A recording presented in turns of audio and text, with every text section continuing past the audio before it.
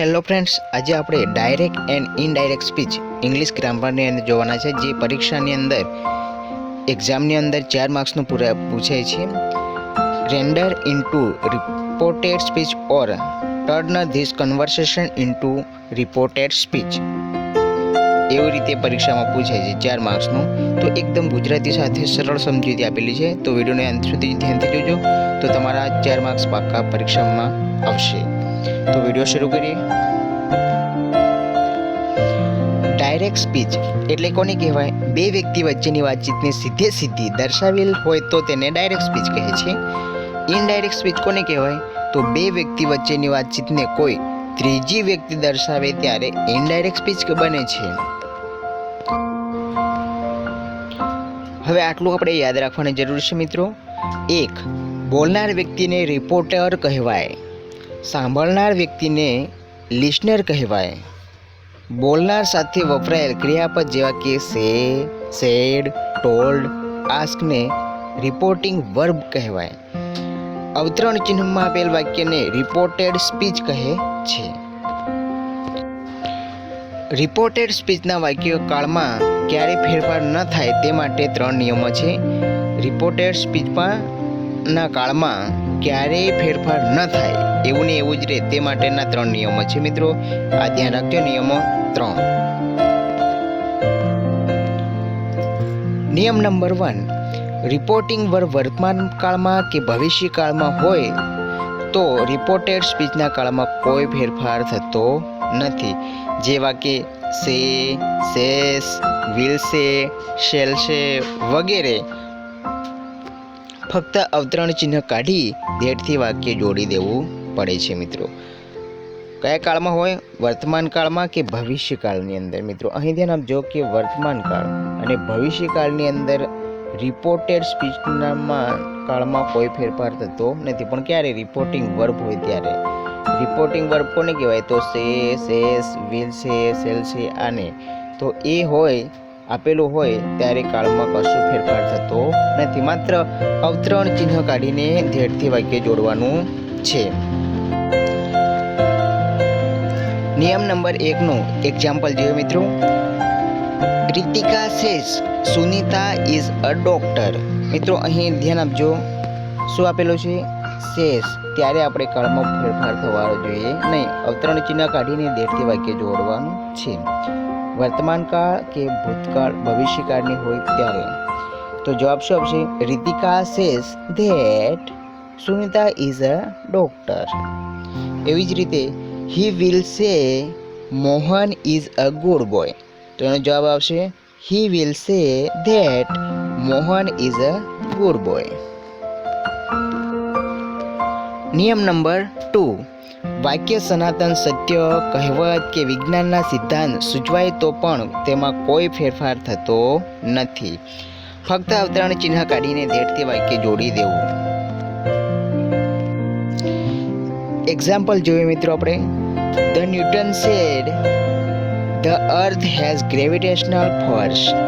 મિત્રો આ વૈજ્ઞાનિક સિદ્ધાંત છે. તો the Newton said that the earth has gravitational force. The geography teacher said the earth is round. તો એનો જવાબ હશે મિત્રો the geography teacher said that the earth is round. અવતરણ ચિહ્ન કાઢીને માત્ર ધેટથી વાક્ય જોડાય છે. નિયમ નંબર 3. રિપોર્ટેડ સ્પીચનું વાક્ય પૂર્ણ ભૂતકાળનું હોય તો તેને ઇનડાયરેક્ટ સ્પીચમાં ફેરવીએ ત્યારે તેના કાળમાં કોઈ જ ફેરફાર થતો નથી. એટલે કે ફક્ત અવતરણ ચિહ્ન કાઢી વાક્ય ધેટથી જોડવું પડે છે. નિયમ નંબર 3 નું example. Mister Shah said Anand had seen many lions in the forest of Gir. તો એનો જવાબ આવશે મિત્રો Mr. Shah said that Anand had seen many lions in the forest of Gir. માત્ર અવતરણ ચિહ્ન કાઢીને માત્ર ધેટથી વાક્ય જોડી દેવાનું છે. રિપોર્ટેડ વર્બ ભૂતકાળમાં હોય, સેડ, ટોલ્ડ હોય તો કાળમાં ફેરફાર થાય છે. ભૂતકાળમાં હોય ત્યારે કાળમાં ફેરફાર થાય છે મિત્રો. અહીં ધ્યાન આપજો. રિપોર્ટેડ વર્બ ભૂતકાળમાં હોય ત્યારે કાળમાં ફેરફાર થાય છે. કેવી રીતે? સેડ આપેલું હોય અને ટોલ્ડ આપેલું હોય ત્યારે ફેરફાર થાય છે. તો કાળમાં ફેરફાર કરવાના 15 નિયમો છે મિત્રો. કેટલા છે? 15 નિયમો છે. એ ધ્યાનથી તમે જોજો.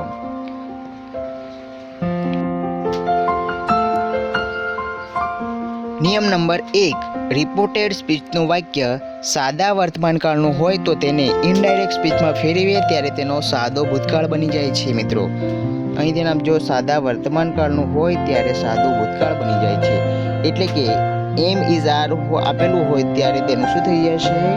વોઝ વેર થઈ જશે. નિયમ નંબર 1 નું એક્ઝામ્પલ જોઈએ. Sangeeta said mister Shah is busy. અહીં ધ્યાન આપજો, ભૂતકાળમાં આપેલું.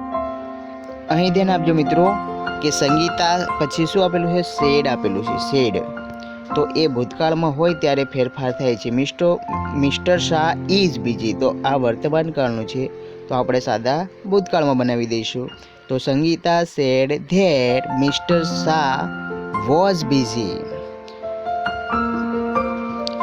આઈ said I am very busy તો એનો જવાબ શું આવશે? I said that I was very busy. એમનું શું થઈ જશે? વોઝ. નિયમ નંબર 2, રિપોર્ટેડ સ્પીચનું વાક્ય ચાલુ વર્તમાનકાળનું હોય તો તેને ઇનડાયરેક્ટ સ્પીચમાં ફેરવીએ ત્યારે તેનો ચાલુ ભૂતકાળ બની જાય છે. એટલે કે એમ ઇઝ આરનું વોઝ વેર થાય છે અને ક્રિયાપદને આઈએનજી લાગે છે. અહીં મિત્રો ધ્યાન આપજો, ચાલુ વર્તમાનકાળ હોય તો તેનું શું થઈ જશે? ચાલુ ભૂતકાળ બની જશે.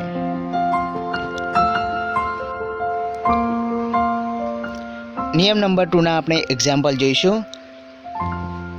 Shivani said David is doing his homework તો એનો જવાબ શું આવશે? Shivani said that David was doing his homework. એટલે ઇઝ આપેલું છે તો એનું શું થશે?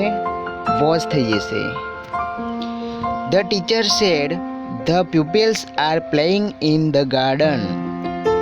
The teacher said that the pupils were playing in the garden. देखो આરનું શું થઈ ગયું? વેર થઈ ગયું. વર. નિયમ નંબર 3, રિપોર્ટેડ સ્પીચનું વાક્ય પૂર્ણ વર્તમાન કાળનું હોય તો તેને ઇનડાયરેક્ટ સ્પીચમાં ફેરવીએ ત્યારે તેનો પૂર્ણ ભૂતકાળ બની જાય છે. એટલે કે હેવ હેઝ આપેલું હોય તો તેનું શું થઈ જશે? હેડ કરવું પડશે. ધ્યાન આપજો મિત્રો કે પૂર્ણ વર્તમાન કાળનું હોય ત્યારે પૂર્ણ ભૂતકાળ બની જાય છે. હેવ હેઝનું હેડ કરવું પડે છે.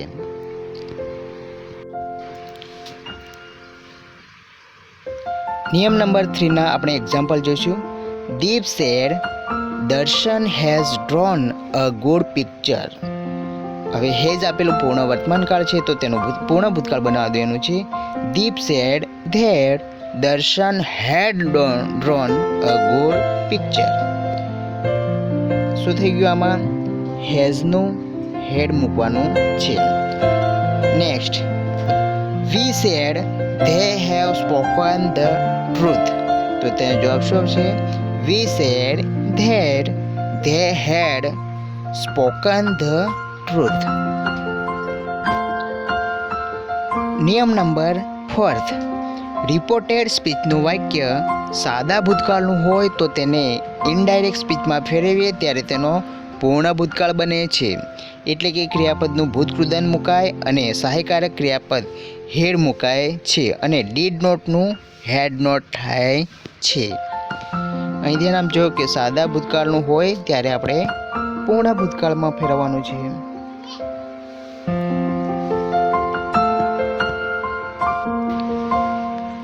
નિયમ નંબર 4 નો એક્ઝામ્પલ જોઈશું. Mister Shah said Ritika sang a nice song. સાદો ભૂતકાળ છે તો હવે તેનો પૂર્ણ ભૂતકાળ કરીશું. તો mister Shah said that Ritika had sung a nice song. Next, Vikram said Vipul taught Hindi તો તેનો જવાબ આવશે Vikram said that Vipul had taught Hindi. નિયમ નંબર 5, રિપોર્ટેડ સ્પીચનું વાક્ય ચાલુ ભૂતકાળનું હોય તો તેને ઇનડાયરેક્ટ સ્પીચમાં ફેરવીએ ત્યારે તેનો ચાલુ પૂર્ણ ભૂતકાળ બને છે, એટલે કે વોઝ વેરનું હેડ બીન થાય છે. અહીં ધ્યાન આપજો કે ચાલુ ભૂતકાળ હોય તો તેનો ચાલુ પૂર્ણ ભૂતકાળ બને છે. વોઝ વેર આપેલો હોય તો હેડ બીન મૂકવું પડે. નિયમ નંબર 5નો એક્ઝામ્પલ જોઈશું. The principal said the boys were celebrating Ganesh Mahotsav. તો તેનો જવાબ આવશે the principal said that the boys had been celebrating Ganesh Mahotsav. Next, Ritika said Aarav was there. તેનો જવાબ આવશે Ritika said that Aarav had been there.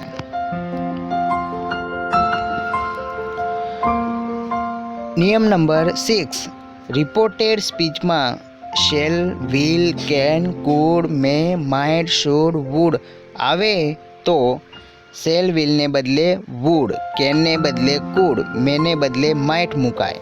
જ્યારે કુડ, વુડ, શુડ, માઇટ આવેલ હોય તો તેમના તેમજ રહે છે, એમના એમ જ રહે છે અને ક્રિયાપદમાં પણ કોઈ ફેરફાર થતો નથી. નિયમ નંબર 6. નિયમ નંબર 6ના એક્ઝામ્પલ જોઈશું. Ritika said Parul will buy a new pen. તેનો જવાબ આવશે રીતિકા સેડ ધેટ પારુલ વિલનું વુડ કરવાનું મિત્રો, તો Parul would buy a new pen.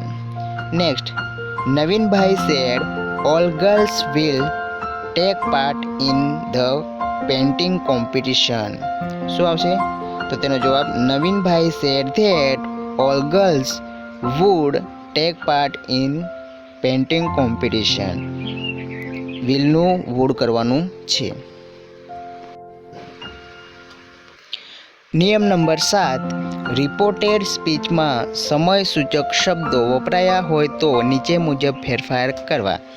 ધીસને that કરી દેવું, ધીસને ધોઝ, હિયરને ધેર, ટુડેનું, ધેટ ડે, ટુમોરોનું, ધ નેક્સ્ટ ડે, યસ્ટરડેનું, ધ પ્રેવિયસ ડે અથવા તો ધ ડે બિફોર, નેક્સ્ટ વીકને ધ ફોલોવિંગ વીક, લાસ્ટ વીકને the previous week, tonight that night, એગોનું બિફોર, નાવને ધેન, કમનું ગો અને ધસને સો.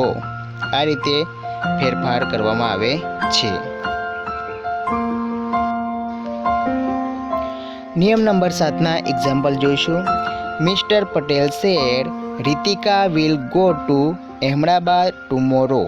હવે અહીં આપેલું છે સમય સૂચક શબ્દ ટુમોરો, તો એનો જવાબ આવશે મિત્રો કે mister Patel said that Ritika would go to Ahmedabad the next day. ટુમોરોનું નેક્સ્ટ ડે થઈ જશે. Next, Urmila said this is a book of psychology. તો તેનો જવાબ હશે ઉર્મિલા સેડ ધેટ, ધીસનું શું થશે ધેટ. શું લખવાનું? ઉર્મિલા સેડ ધેટ પછી ધીસનું that was book of psychology.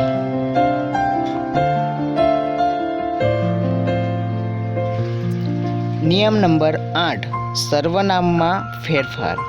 Reported સ્પીચમાં આવતા સર્વનામો તે બોલનાર કે સાંભળનાર માટે વપરાય હોય તો તેની વિભક્તિ પ્રમાણે ફેરફાર થાય છે.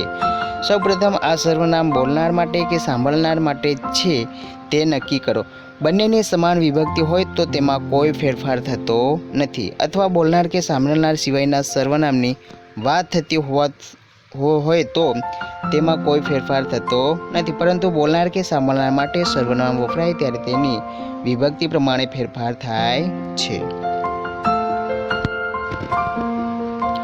નિયમ નંબર 8નો સર્વનામમાં ફેરફાર. મિત્રો અહીં ધ્યાન આપજો, ખાસ એક્ઝામ્પલ જોઈશું.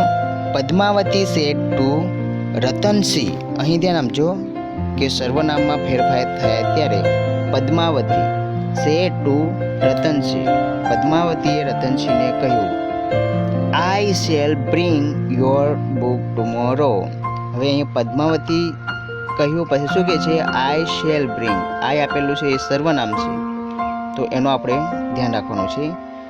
આઈને બદલે શું વપરાય? તો પદ્માવતી છે, બરાબર, કહેનાર છે, તો તેના માટે વાપરવાનું.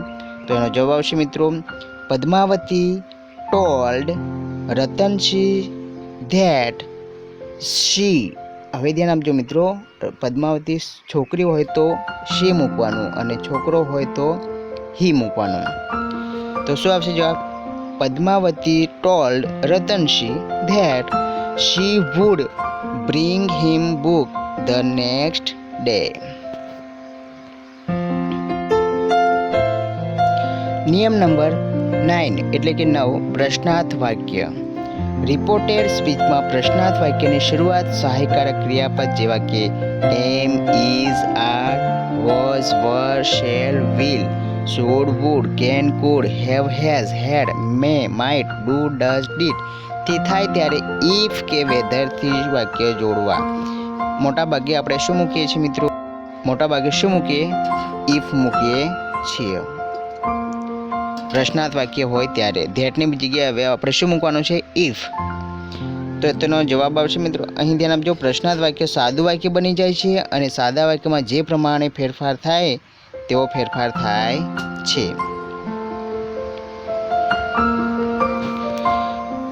સેડ ટુ ને બદલે આસ્ક્ડ મુકાય અને પ્રશ્નાર્થ ચિહ્ન નીકળી જાય છે. આ ખાસ ધ્યાન રાખજો મિત્રો, પ્રશ્નાર્થ વાક્ય હોય ત્યારે પ્રશ્નાર્થ વાક્ય સાદું વાક્ય બની જાય છે અને સાદા વાક્યમાં જે ફેરફાર થાય તેવો ફેરફાર થાય છે. સેડ ટુ ને બદલે આસ્ક્ડ મુકાય અને પ્રશ્નાર્થ ચિહ્ન નીકળી જાય છે. નિયમ નંબર 9, પ્રશ્નાર્થ વાક્યનો આપણે એક્ઝામ્પલ જોઈશું. Bina said to Sapna, will you send me your dictionary for one day. પ્રશ્નાર્થ વાક્ય છે મિત્રો, તો હવે આપણે શું જવાબ લખવાનો? બીના સેડ ટુ ને બદલે આસ્ક્ડ મૂકવાનું. બીના આસ્ક્ડ સપના, પછી ધેટની જગ્યાએ શું મૂકવાનું? If. If she would send her dictionary for one day. નિયમ નંબર 10, પ્રશ્નાર્થ વાક્ય. રિપોર્ટેડ સ્પીચનું વાક્ય પ્રશ્નાસૂચક શબ્દો કે vote, when, why, who, whom, whose, which, where, how much, how many, how far વગેરેથી શરૂઆત થાય ત્યારે તે પ્રશ્નાસૂચક શબ્દ જ સંયોજક બને જાય છે. ધેટ, ઇફ મૂકતા હતા ને હવે એની જગ્યાએ જે WH વાક્ય છે એ જ તેનો સંયોજક બની જશે મિત્રો. વાક્ય સાદું બની જાય છે અને સેડ ટુ ને બદલે આસ્ક્ડ મુકાય છે. સાદા વાક્યમાં આગળના નિયમ મુજબ ફેરફાર થાય છે, પ્રશ્નાર્થ ચિહ્ન નીકળી જાય છે. નિયમ નંબર 10, પ્રશ્નાર્થ વાક્યનો આપણે એક્ઝામ્પલ જોઈશું. Vikrambhai said to me, where is your key. હવે મિત્રો અહીં વેર WH થી શરૂઆત થાય છે ત્યારે સંયોજક આપણે એનું એ જ મૂકવાનું છે. તો તેનો જવાબ શું આવશે? Vikrambhai asked me where my key was. આ રીતે બને છે. નિયમ નંબર 11, આજ્ઞાર્થ વાક્ય. સેડ ટુમાં થતા ફેરફાર હુકમ, આદેશ, ફરજ, ઓર્ડર ટુ, કમાન્ડેડ.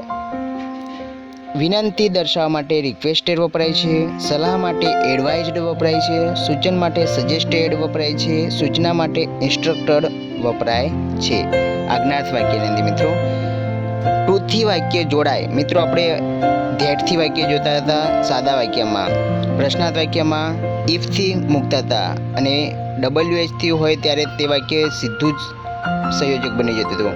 તો હવે આપણે આજ્ઞાર્થ વાક્યની અંદર શું મૂકવાનું છે સંયોજક તરીકે? ટુથી વાક્ય જોડાય અને પ્લીઝ જેવા શબ્દો નીકળી જાય છે. સર્વનામનો યોગ્ય ફેરફાર થાય અને ક્રિયાપદને ટુ લગાડવાથી ઇન્ફિનિટિવ બને છે, તેમાં ફેરફાર થતો નથી. નિયમ નંબર 11નું આજ્ઞાર્થ વાક્યનું એક્ઝામ્પલ જોઈએ. The teacher said to the students be regular. મિત્રો ધ્યાન આપજો, આજ્ઞાર્થ વાક્ય હોય ત્યારે ક્રિયાપદથી શરૂઆત થાય છે. તો તેનો જવાબ આવશે ધ ટીચર. હવે અહીં શિક્ષક વિદ્યાર્થીઓને શું કરે છે? સલાહ આપે છે. તો બી રેગ્યુલર એટલે કે નિયમિત બનો. તો અહીં જવાબ શું આવશે? The teacher advised the student પછી શું લગાડવાનું? To be regular. The teacher advise the student to be regular.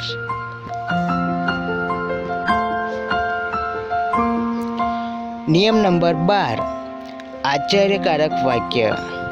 વાક્યમાં વપરાતા ઓ, હર્રાસ, અલાસ, વોટ, હાઉ જેવા શબ્દો નીકળી જાય છે અને ઉત્કટતા સૂચક શબ્દો વેરી, રિયલી કે ઇનડીડ વપરાય છે.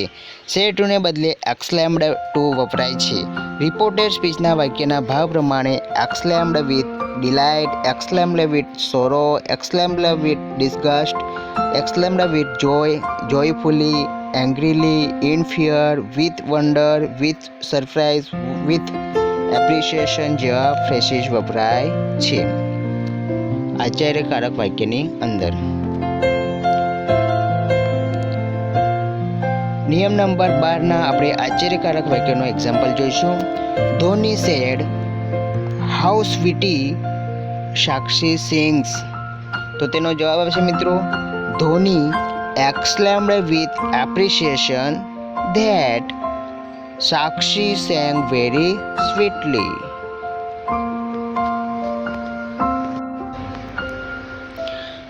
નિયમ નંબર 13, પરવાનગી માંગતા વાક્ય. સે ટુને બદલે રિક્વેસ્ટેડ મૂકવું અને ટુથી વાક્ય જોડવું. લેટને બદલે અલાવ, પરમિટ વપરાય છે. નિયમ નંબર 13નું પરવાનગી માંગતા વાક્યના એક્ઝામ્પલ જોઈશું આપણે. The boy said to the teacher, let us play for half an hour. પરવાનગી માટે લેટ વપરાય છે મિત્રો. તો શું આવશે? The boy said to the teacher to let them play for half an hour. જવાબ શું આવશે?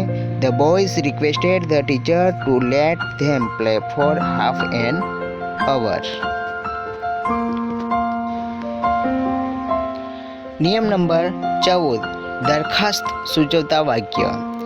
લેટ દ્વારા દરખાસ્ત પણ સૂચવાય છે. આવા વાક્યોનું ઇનડાયરેક્ટ સ્પીચમાં રૂપાંતર કરતી વખતે સે ટુને બદલે પ્રપોઝડ ટુ અથવા તો સજેસ્ટેડ ટુ મુકાય છે. મિત્રો ખાસ ધ્યાન આપજો. સે ટુને બદલે શું મૂકવાનું? હવે દરખાસ્ત સૂચવતા પ્રપોઝડ ટુ અથવા તો સજેસ્ટેડ ટુ મુકાય છે. લેટ પછી વપરાયેલ કર્મ વિભક્તિની કર્તા વિભક્તિ બને છે અને તેની સાથે શુડ વપરાય છે અને વિધાન વાક્ય બને છે અને નિયમ મુજબ કાળ અને સર્વનામમાં ફેરફાર થાય છે. નિયમ નંબર 14, દરખાસ્ત સૂચવતા વાક્યના example. The student said to the teacher, let us go for a picnic. તો તેનો જવાબ આવશે, the students proposed to the teacher that they should go for a picnic. નિયમ નંબર 15, શુભેચ્છા સૂચવતા વાક્યો. ગુડ મોર્નિંગ, થેન્ક યુ વગેરે શુભેચ્છા વ્યક્ત કરતા વાક્યો છે. આવા વાક્યોને સીધા જ જોડી શકાય છે અને સે ટુને બદલે વિશ્ડ, પ્રેડ મુકાય છે અથવા તો થેન્ક જેવું ક્રિયાપદ સીધું વપરાય છે. નિયમ નંબર 15, શુભેચ્છા સૂચવતા વાક્યોના example. Ritika said to her teacher good morning. તો તેનો જવાબ આવશે, Ritika wished her teacher good morning.